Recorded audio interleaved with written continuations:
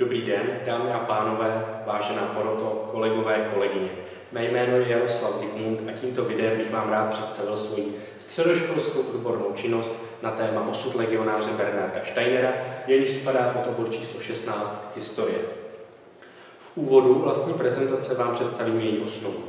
Prvně se zaměřím na téma práce, zdůvodním jeho volbu a představím vám cíl práce. Následně se dostanu k použité literatuře. V této fázi se zaměřím také na metodiku, na metody, jakými má práce vznikala.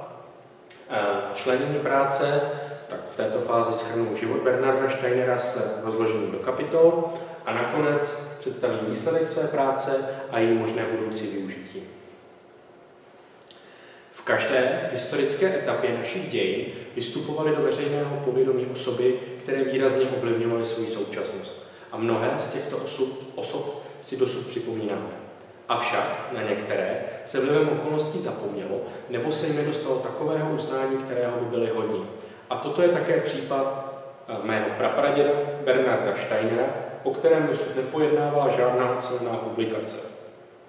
A o vliv Steinera na svou současnost si pomůžu výrokem kapitána Ludvíka Bořeckého, který o Steinerovi prohlásil: "Byla to ryzí duše, zlatý člověk a věru, měli jsme toho starého dobráka velmi rádi." Zbytek tohoto výroku souvisí převážně se Steinerovou činností v československých legiích, se kterou vás za chvíli seznámím. Dané téma jsem si vybral, abych zrekonstruoval obraz života Steinera a zasadil ho do kontextu doby, a to převážně československých legií.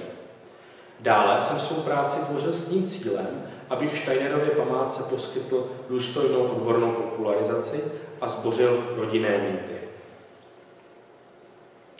Vlivem absence ucelených publikací jsem musel bádat v archívech. Ty archívy, které mi poskytly největší pramennou základnu, bych zmínil. Jedná se Národní archiv České republiky, Vojenský ústřední archiv, Vojenský historický ústav, Archiv Ministerstva zahraničních věcí, Archiv hlavního města Prahy a Státní oblastní archiv Plzeň. A z literatury například ucelené paměti kapitána Otakara Husáka. Mnou získané poznatky z pramenů a sekundární literatury jsem musel prostudovat, zanalyzovat, systematicky utřídit a následně vykládat ve formě uceleného textu. Samotný výzkum byl doplněn konzultacemi, terénním výzkumem a tvorbou fotodokumentace, z níž se sestávají přílohy práce. A nyní se dostaneme k tomu, jak je má práce kompozičně vystavena. Sestává se ze 4 kapitol. Kapitola první o původu Bernarda Steinera se zaměřuje na problematiku jeho narození. S největší pravděpodobností se Steiner narodil do židovské rodiny Josefa Steinera a Marie Rozené Schwarzkopfové v roce 1860 v nejmenší západočeské obci, v obci Bukovník na Sušicku. A ve svých pouhých 17 letech emigroval do Spojených států amerických. Kapitola 2, Bernard Steiner v USA, se právě zaměřuje na Steinerův život ve Spojených státech.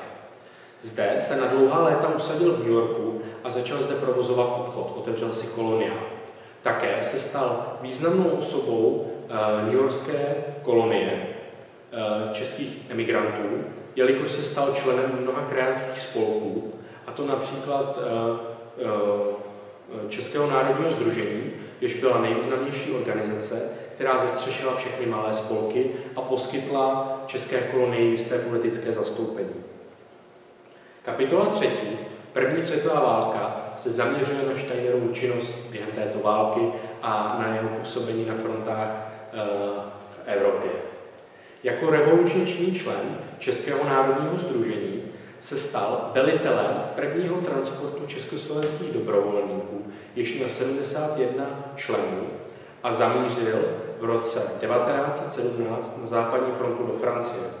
Zde Steiner stál u zrodu československých legií. 22.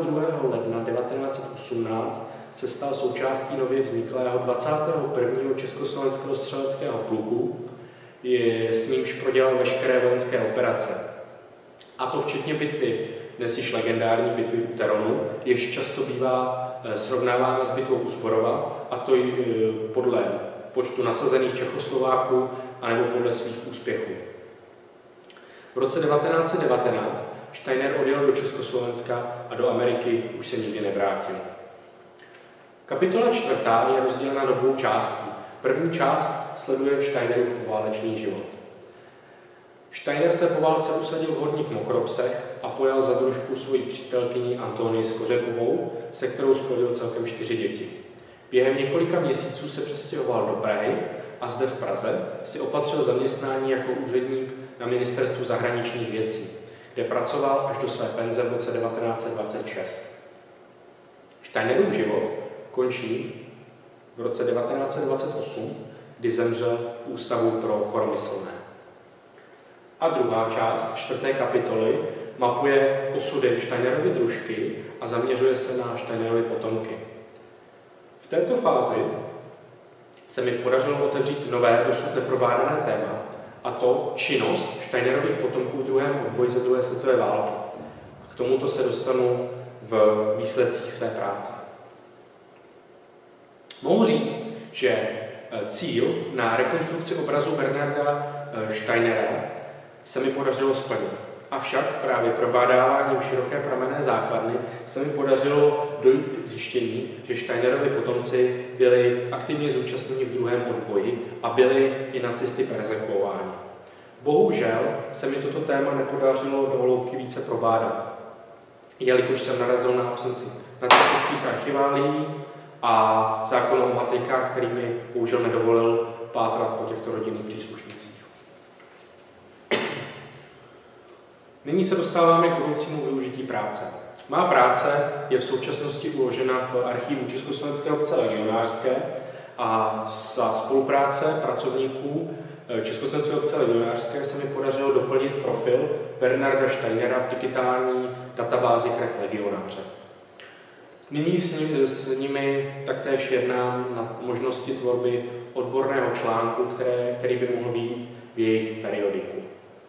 Dalšímu využití práce se nebráním a budu jim velmi rád. A tímto bych se s vámi chtěl rozloučit, poděkovat vám za pozornost a přeji vám hezký den a nashledanou.